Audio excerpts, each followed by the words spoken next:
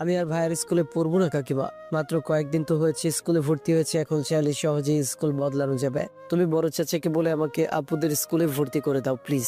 আদির মাকে জড়িয়ে কাঁদতে কাঁদতে কথাগুলো বললো আদিবা। আদির মা মিনা বেগম জানেন আদি এটা সহজে মেনে নিবে না, কিন্তু আদিবার ভয় পাওয়ারও যুক্তি আছে। সামান্য একটা বিষয়ে আদিবাকে এইভাবে বাথরুমে আটকে রাখা একদমই উচিত হয়নি আদির। মিনা বেগম আদিবাকে সান্ত্বনা দিয়ে বললেন, তোর চাচা বাসায় আসুক, আমি কথা বলবো কেমন। দেখতে দেখতেই সন্ধ্যা হয়ে গেল। এর মধ্যে বেশ অনেকদিন পর আদিবার মা গ্রাম থেকে এসেছেন মেয়েদের সাথে দেখা করার জন্য। আদিবা তার মাকে কিছু না বললেও আদিত্যের বাবা আহমেদ সাহেব ফেরার পর আদিত্যের মা তাকে সব বললো, তাতে খুব রেগে গেলেন আহমেদ সাহেব। এদিকে আদিত্য সেই যে দুপুরে বেরিয়েছিল এখনো ফিরেনি, সবাই আদিত্যের ফেরার অপেক্ষা করতে লাগলেন। সন্ধ্যা পেরিয়েছে, বাসার সবাই ড্রয়িং রুমে বসেছিল। তখন হাতে কাগজে মোড়ানো একটা প্যাকেট নিয়ে বাসায় ঢুকলো আদিত্য। আদরকে দেখে আহমেদ সাহেব এগিয়ে গেলেন, কোনো কিছু না বলে আদরের গালে ঠাস করে থাপ্পড় বসিয়ে দিয়ে বললেন, তোর সাহস কি করে হলো এমন একটা কাজ করার? সবার আদর পেয়ে সাপের পিছপা দেখেছিস তাই না? আদি কিছু বললো না, মাথা নিচু করে নিল। আদিত্য চোখ মুখ অসম্ভব লাল হয়ে আছে। আদিত্য যখন খুব রেগে যায় তার ফর্সা মুখে রাগের লাল আভা ছড়ায়, এটা নতুন কিছু না। আদিত্য মাথা নিচু রেখে আদিবার দিকে এগিয়ে আসলো। অজানা আতঙ্কে কিছুটা সরে গেল আদিবা। আদিত্য এগিয়ে গিয়ে আদিবার হাতে কাগজে মোড়ানো প্যাকেটটা দিয়ে বলল, আমি এই ব্যাপারে কিছুই জানতাম না আদিবা, তাই ব্লাড দেখে ভেবেছিলাম তুই ব্যথা পেয়েছিস, তাই রেগে গিয়েছিলাম। আহমেদ সাহেব আবারও চেঁচিয়ে উঠলেন, ব্যথা পেলে তোর রাখতে হবে কেন? ও ব্যথা পাক না পাক তুই ওকে শাস্তি দেওয়ার কে?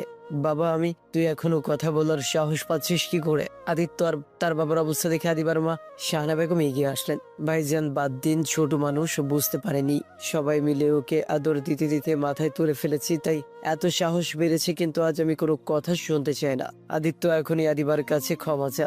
আদিত্য চোখ গরম করে আদিবার দিকে তাকালো। ক্ষমা চাওয়ার মতো কাজ আদি কখনোই করবে না, সেই ব্যাপারে সবাই নিশ্চিত, কিন্তু সবাইকে অবাক করে দিয়ে আদিত্য বলে উঠল, ক্ষমা করে দে আদিবা, আর এমন হবে না। আদিত্যের মুখে ভুল স্বীকারমূলক উক্তি শুনে নিচের কানকে বিশ্বাস করতে ইচ্ছে করলো না আদিবার। সে কি ঠিক শুনেছে? আদিত্য যত ভুলই করুক না কেন কখনো তা স্বীকার করে না। আজ হঠাৎ সব নিয়ম ভেঙে গেল।